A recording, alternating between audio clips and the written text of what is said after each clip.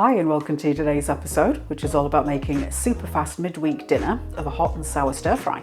My friend went on holiday recently and came back with a tub of this gochujang. So I thought, well, what can I make with that? It is a Korean red chili paste made from, I want to say gochugaru, which is the chili pepper. The paste is made from the chili pepper and then it's got some water, seasoning, some flowers in there, that kind of thing. This one needs to be refrigerated after opening and I've not really known what to do with it, so it's been in the cupboard for a couple of months. But then I suddenly got inspired by herb stuffed tofu, the tamarind glaze that I put on that. So, oh, maybe I could do gochujang and tamarind stir fry sauce, because then it'll be kind of sour, hot, just very nice and quick. This is my first time opening it and having a look, so we'll do it together. I really love Korean writing, which is very attractive to look at. So let's open this up and have a look. So it's a kind of dark red, thick paste. I bought a bag of the gochugaru chili powder a while ago to make some kimchi. It's got quite a distinctive taste to it. So I don't know if there's anything that would substitute like for like kind of thing, but you can definitely make this with any kind of chili paste or chili powder even, I suppose. Have a quick taste so I can gauge how hot it is. It's a very kind of thick paste. It's a bit like paprika. It's that kind of pepper taste, but then there's the heat there.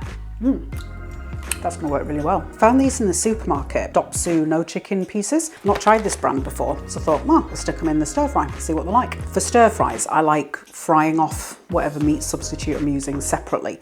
So I'm going to do these in the air fryer, just then I'm not having to mess around taking things in and out of the pan. So I'll preheat the air fryer basket for a couple of minutes. Air fryer is preheated, so I'm going to add the pieces in, spread them out, and I'll air fry them for maybe 5 minutes or so at 180, which is about 350 Fahrenheit. I'll give them a shake halfway through because I just want to get a little bit of browning on there. I'm going to start the stir fry sauce, and then once the veg is cooking off in the pan, then I can thicken it, ready to pour over. So I'm going to do, I think, 2 spoonfuls, so that's maybe 3 or 4 tablespoons. This is the tamarind, so it's almost like molasses, that kind of thing, concentrate made from the tamarind fruit. I'll do maybe 4 teaspoons to start with, and then I'll give it a taste. I'm going to crush in 4 cloves of garlic. You can use powder as well, not a problem. I'm going to grate in some fresh ginger. I'll use that amount, it'll be about a tablespoon or so of grated ginger. I'm going to add in some boiling water. I'm just going to eyeball it, but then I'll see how much is left in the measuring jug for you. So it's about 250 mils at the moment. Give this a good stir. Because this has got wheat flour and some other kind of starchy type things in there, I might not need to add any extra starch once it heats up, but I've got cornstarch to hand if I need to. So I'm going to give it a quick taste, see if it needs anything else. I'm going to pop in a little bit of maple syrup. You can use any kind of sweetener, half a teaspoon, and then I'll stir that and see if it needs any more. It's just to balance out the heat a little bit. I'm going to add half a teaspoon of soy sauce, just for a little bit of saltiness. Yeah, that's spot on. So I'll put that on the stove. Once the veggie's in the pan, I'll start heating the sauce, and if it needs it, then I'll thicken it. So here's the chicken after 6 minutes it had. So there's just a little bit of colour on there. I just think it helps the texture a bit. So I'll leave that in the air fryer. The texture of that Dopsu not chicken, very nice. Can recommend that. I'm going to use a white onion and 2 red peppers in this one, just bell peppers. Heating up about a tablespoon of oil in the pan. And then for the onion, I'm going to do a fairly large dice on this, mostly for speed. So just cut it, I cut the tail off, split it down the middle. Might have to get another one because this has got, the inside of it is a bit of a mess. So I'll just take that out and then I'll grab another one to put in there as well. Just peeling off the outer couple of layers of the onion, just because they're a bit tough. I'm going to do a couple centimetre sort of pieces. About that kind of size. In terms of the veggies, you can put anything you like in here. I just grabbed what I thought would be nice and quick to do. And I think the sweetness from the onions and peppers will go really nicely with the tangy hotness from the sauce. Slide the onions in. And the pepper. Slice the top off, pull the middle out. I'm going to take the white part out just because it can be a bit bitter. I'll do it similar size to the onions. So about that kind of size. Looking at the amount of veg I've got, because I'm also going to add in some other bits, I'm going to make up a bit more sauce. So I'll just add more hot water, more paste and more soy sauce. Slide the peppers in. So I'll just let these fry off a few minutes, doesn't need much at all. Now that the veg have got a little bit of colour on them, I'm going to add in some bamboo shoots and water chestnuts.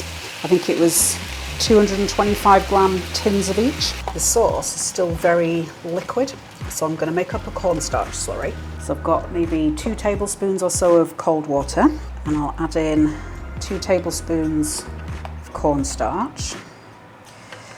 The reason for doing it as a slurry is if you pour it in as a powder dry, it can just form these big clumps and you can't get them really back out again. I'm going to do another tablespoon. I don't think I'll need all of this, but it's easier to have it mixed up and not need it.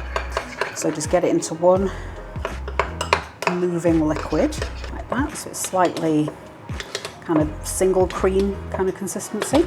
And I'll do a little bit at a time. The liquid needs to be hot for the starch to activate, so it's best to do a bit at a time because otherwise you over thicken it. Just make sure you stir it really well. Do another ladle full, and then I'll leave that doing its thing for a second. Okay, so that is thickening, but needs a little bit more. So that was around 2 tablespoons of water, 3 of starch. I'm going to pour in the chicken pieces, and I've got a couple of handfuls of sugar snap peas. I'm going to break some of these chicken pieces down a touch, just to spread it out. Yeah, texture on it. It's got some shredding. Yeah, very nice. Just let your chicken come up to temperature a little bit. Time to add in the sauce, so I'll just pour that over. Stir that through. Do as much or as little sauce as you want, but because I'm serving it on rice, I wanted the rice to get nice and saucy. Do a final flavour check, but I think that's good to go. It's stir fry time. It's looking incredible. Made up some sushi rice to have with it, just for a bit of a change to the typical basmati. Did 1 part sushi rice to 1 part water in the Instant Pot on the rice cooker setting. Sushi rice kind of holds its shape, it holds into a clump, so it's quite nice for digging into. So there we go. That's really pleasant. There's a really nice amount of heat there from the gochujang, but it's not too aggressive. It's just there saying hello. And then the tamarind's got that nice kind of tangy sourness to it. I really like different types of veg in a stir fry because then you've got lots of different textures in there, so it's kind of, each mouthful is a bit different. But feel free to use whatever veg you want. You can just do one type if you want to. That'd work really well also with tofu and tempeh, that kind of thing, or homemade seitan, whatever you like. You can skip that kind of thing altogether if you don't want any kind of meat substitutes in there. All in all, I think that took maybe, I don't know, 25 minutes, half an hour of actual cooking. Everything takes longer when you're filming though. I've just remembered I'd planned on putting toasted cashew nuts in here as well. Wrote it on the notes and everything. So I'm frustrated that I didn't check those before starting. But yeah, that would have been really pleasant in here, just an extra bit of crunchy kind of texture. I might even just toast up a batch in the air fryer and chuck them in so I've got the rest for the leftovers. I'll probably eat this a couple of times in the next few days, and then the rest I'll portion up and stick it in the freezer. I think, you know, it'll freeze and cook again quite well. It might lose a bit of the crunch, but it'll be fine. It'll still taste really good. If you wanted to really lean into the sweet and sour, you could put some pineapple in that. That would be quite interesting. Even just a tin of pineapple, little chunks. I think that would work quite well. That will work with any kind of chili paste. So if you can't find the gochujang, don't worry about it.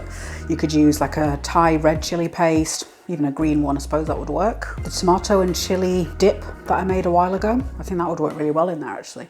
I'll stick the link to that in the description. The chili and herb paste that I stuffed the tofu with, that would actually work really well as well. So if you've got a jar of this still in your fridge from making that, that would work really well. The colour will be radically different because obviously the gochujang is red, whereas that's green. But yeah, the taste of it would be fantastic. Hit subscribe and tap the bell icon for more vegan recipes that are perfect for when you need something in a hurry. And then head over to this one.